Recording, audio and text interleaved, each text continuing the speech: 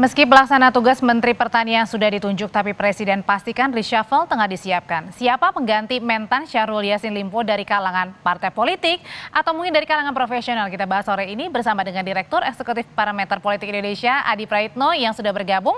Mas Adi, sore. Selamat sore, Abre. Mas Adi, saat waktu itu Menkominfo diganti, kan kursi Menteri Nasdem nih diberikan pada Ketua Umum Projo ya, Pak Budi Ari. Nah, kalau yang sekarang ini, kira-kira melihat kemana pilihan Pak Jokowi soal pergantian Mentan yang juga merupakan kader Nasdem?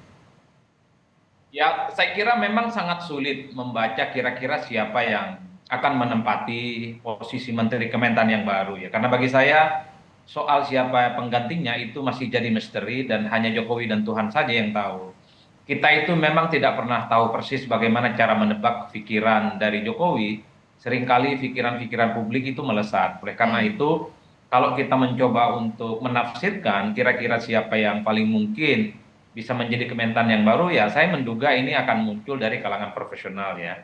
Ini untuk memberikan dalam tanda kutip win-win solution sehingga partai politik penggantinya yang akan menjabat sebagai menteri yang baru ini minimal tidak punya psikologi yang agak sedikit tidak nyaman dengan Nasdem karena kursi jatahnya misalnya dikurangi ya. Yang kedua, atau jangan-jangan memang diberikan kepada partai politik yang konon akan segera melabuhkan dukungan politiknya. Sudah beredar di kalangan aktivis, sudah beredar di kalangan para pegiat demokrasi, katanya partai politik tertentu, partai politik baru dari non pemerintah yang konon sudah merapat dan tinggal mendapatkan restu dari partai-partai pendukung Jokowi yang lainnya. Siapa itu? Demokrat?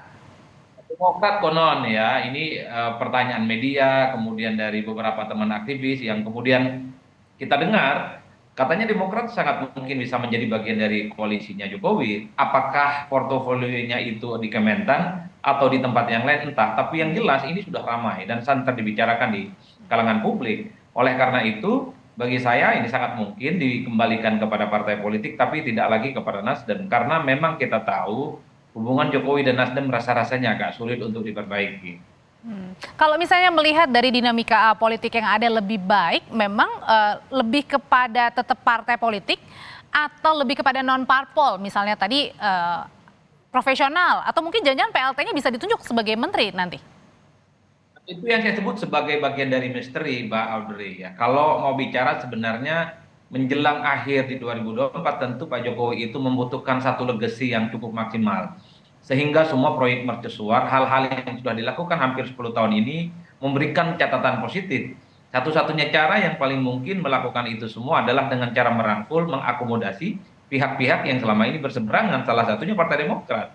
Jadi SBY dan Jokowi beberapa waktu yang lalu itu yang paling muka adalah soal bagaimana kemungkinan Partai Demokrat merapat ke Jokowi. Oke.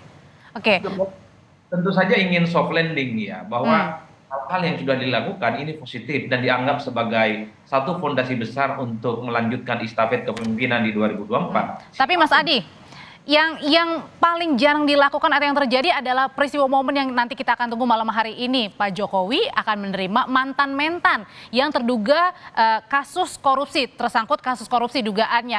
Apa yang Anda baca, Mas Adi, dengan pertemuan ini? Ya, saya kira itu adalah sebagai salah satu bentuk pamitan resmi ya yang bisa kita baca dari jauh. Karena pernyataan mundur dari Kementan ini kan baru disampaikan melalui media, melalui struktur di kantornya Nasdem misalnya. Tapi belum secara resmi pamitan kepada Jokowi bahwa Pak SYL adalah orang yang akan mengundurkan diri dari jabatan politiknya di Kementan ya. Oleh karena itu bagi saya kalau membaca rata-rata umum penggantinya itu ya banyak hal. Tapi dugaan saya akan mengarah kepada Partai Demokrat. Kalau Demokrat misalnya betul ditawari dan Demokrat pun juga berminat menjadi bagian dari koalisinya Jokowi. Padahal kan Mas Adi saat ini kan kasus dugaan korupsinya belum diumumkan tersangkanya siapa begitu. Yang dinilai seperti apa? Apakah mungkin ini terlalu cepat untuk pengunduran diri atau gimana? Ya sepertinya memang saya nggak tahu persis ya. Mungkin itu ada argumen mungkin akan fokus akan menghadapi proses hukumnya Pak SYL. Jadi karena sudah terlanjur mengundurkan diri, itu artinya Menteri Pertanian ini kosong, maka tidak ada alasan lagi bagi Pak Jokowi sebenarnya untuk segera mencari penggantinya. Kalau publik kan menduga ini tidak mungkin diberikan lagi kepada Nasdem ya, karena memang hubungan Jokowi dan Nasdem itu ya sudah sangat tidak bisa diselamatkan dalam konteks ini. Dan pada saat yang bersamaan Nasdem pun juga tidak terlampau berharap kalaupun toh dikembalikan ke Nasdem mereka akan menerima, tapi jika pun diberikan kepada pihak lain ya Nasdem bersikap pasrah. Karena persoalan siapa menteri itu adalah tentu menjadi wewenang dan otoritas Jokowi sebagai Prerogatif ya. Oke. oleh karena itu ya bagi saya serba spekulatif sebenarnya dari apakah profesional, apakah dari partai politik yang lain dan seterusnya dan seterusnya.